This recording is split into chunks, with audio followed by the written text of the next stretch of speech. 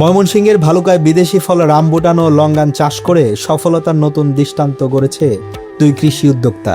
কয়েক বছর আগেও যেখানে ছিল দেশীয় ফলের বাগান, সেখানে এখন বিদেশি ফল চাষ করে লাখ লাখ টাকা আয় করছেন তারা। বাগানটি এখন কৃষি পর্যটনেও আকর্ষণ। 2020 সালের শেষ দিকে থাইল্যান্ড থেকে চারা এনে পরীক্ষামূলকভাবে চাষ শুরু করেন উদ্যোক্তা শেখ মামুন ও আশরাফ শুভ। বর্তমানে প্রায় 20 বিঘা জমিতে রয়েছে 350টি রামবুটান গাছ, পাশাপাশি বিভিন্ন জাতের লঙ্গান সহ দেশি বিদেশি নানা ফলের সমাহার।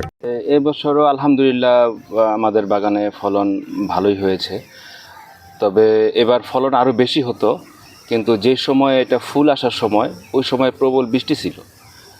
বৃষ্টি থাকার কারণে ফুলের পরিবর্তে নতুন পাতা চলে আসছে, যে কারণে এই বছর গত বছরের চেয়ে ডাবল ফল আশাবাদী আমরা ছিলাম, কিন্তু ওই পরিমাণ হয়নি, একটু কম হয়েছে। আসলে আমাদের বাংলাদেশের রামবুটান যে জন্মাচ্ছে থাইল্যান্ড, মালয়েশিয়া, ভিয়েতনাম, ইন্দোনেশিয়া, ওদের দেশে যে রামবুটান ফল হয় ওদের চেয়েও আমাদের বাংলাদেশের রামবুটানটা অনেক সুস্বাদু। শ্রীলঙ্কান এবং ইন্দোনেশিয়ান ওরাও আমাদের বাগানের ফল খেয়ে ওরা রিভিউ দিচ্ছে যে আমাদের বাংলাদেশের ফল অনেক সুস্বাদু, অনেক মিষ্টি, এবং একটা স্মেল, একটা ফ্লেভারও আমাদের বাংলাদেশের রামবুটানে রয়েছে।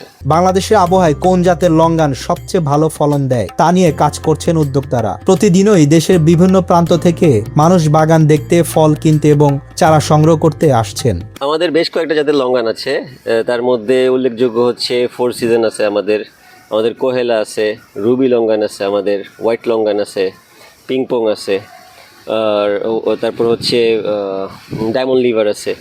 তো এগুলো আমরা বিভিন্ন জায়গা থেকে সংগ্রহ করেছি, বাইরে থেকে সংগ্রহ করেছি।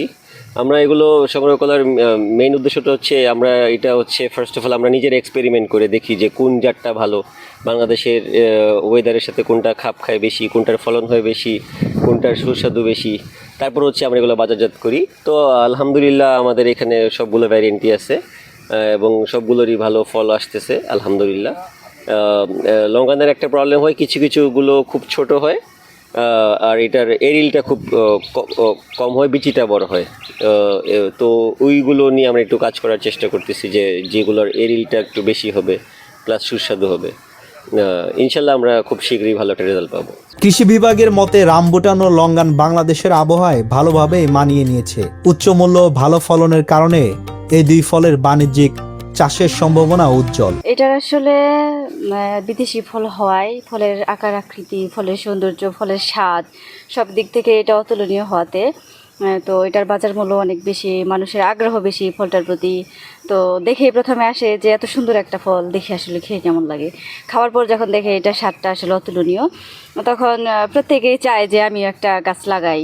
তো সেই ক্ষেত্রে দেখা যাচ্ছে যে এটার সম্ভাবনা প্রচুর। এটা যদি সর্বোপরি বৃহৎ আকারে এটার এক বাগান করা যায়, সারা দেশেই যদি করা যায়, তো আমাদের দেশের চাহিদা মেটানোর পাশাপাশি আমরা এটা দেশের বাইরেও রপ্তানি করতে পারবো। আর এখানে দুইটা ফলের বাগান রয়েছে, লঙ্গানের বাগান রয়েছে, পাশাপাশি রামবুটানের বাগান রয়েছে। আর গাছগুলোর পরিচর্যাও খুব কম করতে হয়, এটা রাসায়নিক সার খুব একটা না দিলেও চলে। মূলত এটা জৈব সার পছন্দ করে গাছটা। তো এটা গত বছর ভালো ফলন হয়েছিল, আমরা দেখেছি 80টা গাছে ফলন ছিল, আর প্রত্যেক গাছে এবারে যে 100 কেজি করে ফল হয়েছিল। তো এবারও আশা করি 100 কেজির উপরে হবে, এবার 120টা গাছে ফলন এসেছে।